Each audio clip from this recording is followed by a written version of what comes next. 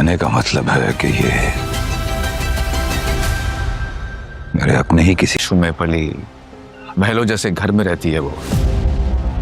جن سے محبت ہوتی ہے نا ڈیڈ، ان کے بغیر ایک پل نہیں رہا جاتا، جیسے میں آپ کے بغیر نہیں رہ پاتی. زوار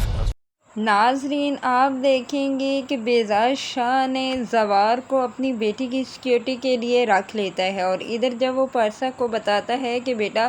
تمہاری سیکیورٹی کے لیے میں نے زوار کو تمہارا باڈی گارڈ چن لیا ہے، تو وہ حیران ہوتی ہے. ادھر آپ یہ بھی دیکھیں گے کہ کیوں پارسا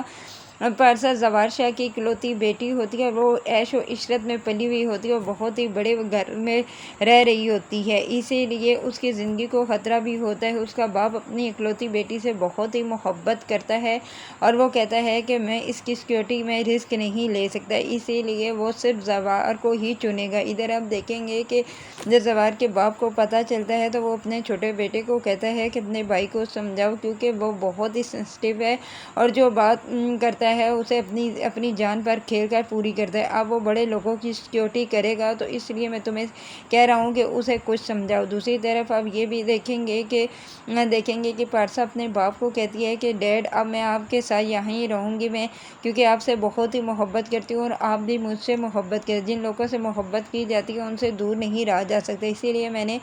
فیصلہ کر لیا ہے کہ میں اب آپ ہی کے پاس رہوں گی.